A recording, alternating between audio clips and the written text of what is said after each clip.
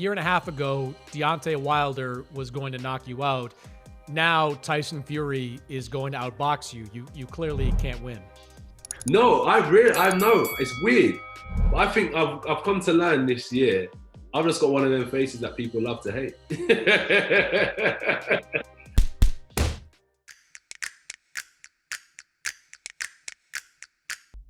Anthony Joshua is the unified heavyweight champion. He regained his titles last December with the win over Andy Ruiz, and he will make his 2020 debut on Saturday when he faces Kubrat Pulev at SSE Arena, where 1,000 fans will be in attendance, making it, I believe, the first UK show to have fans present since the pandemic hit. That's a fight you can see live on Dazn in the US, and AJ joins me on the show. AJ, let's start there. How do you feel about having at least a small crowd in attendance for this fight? It's been up and down. I was really conditioning my mind as to say, no fans allowed. I've got to focus. I've got tunnel vision. Then they say fans allowed. So I'm thinking, all right, perfect. That's going to be, 40,000, 50,000 people. Then it's only to 1,000.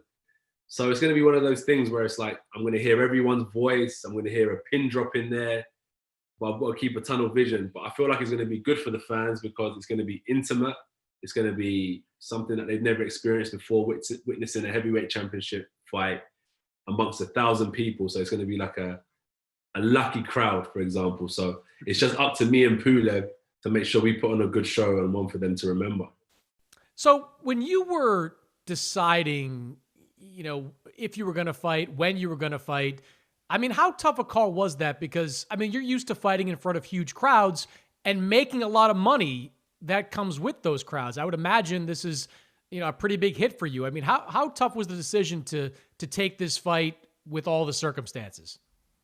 Interestingly, when this opportunity came about, it wasn't so much about the finances. It was this is your mandatory, you've got to fight him.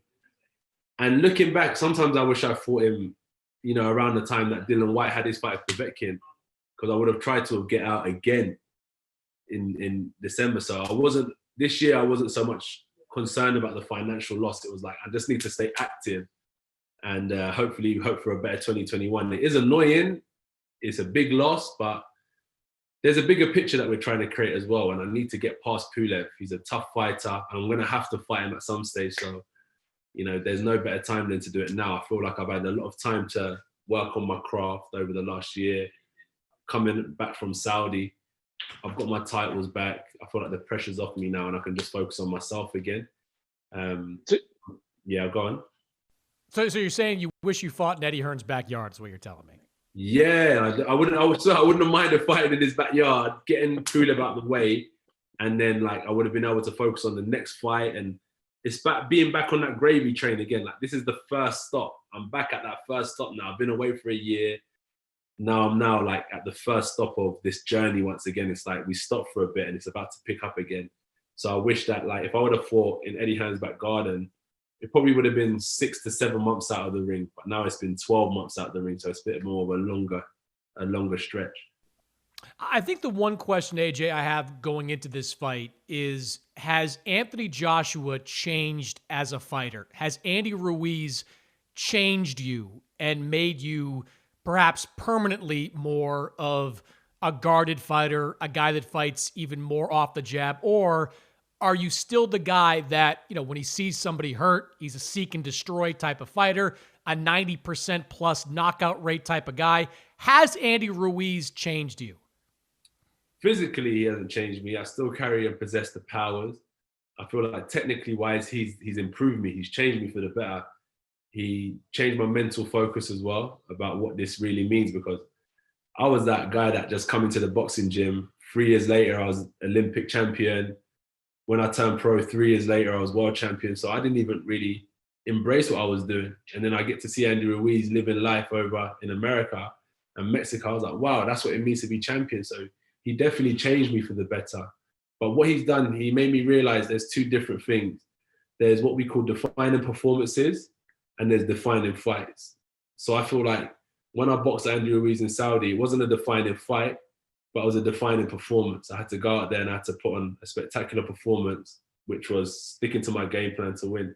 So with Pulev, the defining performance does include power punches and earning his respect. So yeah, I definitely still possess that killer instinct and that gladiator mindset for sure. I haven't lost that.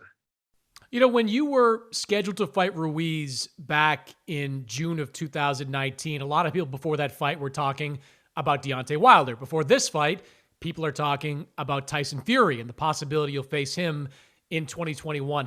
Have you learned from that experience? Has that educated you at all on how to kind of drown out what could be coming next and focus on what's right in front of you? 100%. Last year was difficult, man, when I was about to fight Ruiz. Remember, I was that guy that was ducking everyone. I didn't want to fight Deontay Wilder. I was going on different sports shows in America and they're saying, why are you ducking Deontay Wilder? I'm like, I'm telling you now, I'm not, and I'm trying to explain myself, but I'm fighting Ruiz in the background. So no one cares about Ruiz. So I'm just sitting there like, you know, when I'm in the ring, you can see in that corner, I'm not even interested. I'm just like, why am I even here? Like there's no respect, there's no admiration for fighting these guys. And then when I lost to her, I was like, wow, Ruiz, the new Rocky, and he's this. And I'm like, but why wouldn't you give me that love for beating him? So it was like people were Xing me out of the division. So I just learned to just focus on myself. You know, back then it was easy to live in my head rent free. You could tell me I was ducking Deontay, I would have tried to back it up. But now I've just learned to just focus on myself. Now people know. Deontay Wilder admitted himself that he gave Fury the offer and he could have fought me, but he didn't want to. So now I'm just like, I don't have to prove myself anymore. And that's why I feel more settled within myself now. I'm sure you appreciated that. Deontay kind of throwing in one of his rants that he could have made more money to fight you, basically confirming everything that you and Eddie Hearn have been saying. Yeah, definitely. Leaving like Luis Ortiz, we offered to fight Luis Ortiz. I offered to fight Dylan White. And then Andy Ruiz, man, respect to the boy. He stepped up. We offered to fight. We felt for going to fight Jerome Miller, you know, and look, I'm keen to fight anyone. What does it do? It just gives me an opportunity to test myself. And that's why Kubrat Pulev, it's not so much about the financial loss or the financial gain. It's just, let me get out this year because it's been a long time out of the ring. Let me just test myself and see how much I've learned from that Ruiz loss, because I lost to Ruiz, I rematched Ruiz, and this is the first fight that isn't Ruiz in a year. So it's like, let me just get back on the gravy train and get back to my old ways of, you know, showcasing what I can do. It will be a bit more technical. Hopefully I would have improved and become smarter, but it will still be with that mindset of, I want to hit this guy and I want to hurt him. You know, that's what my game plan is.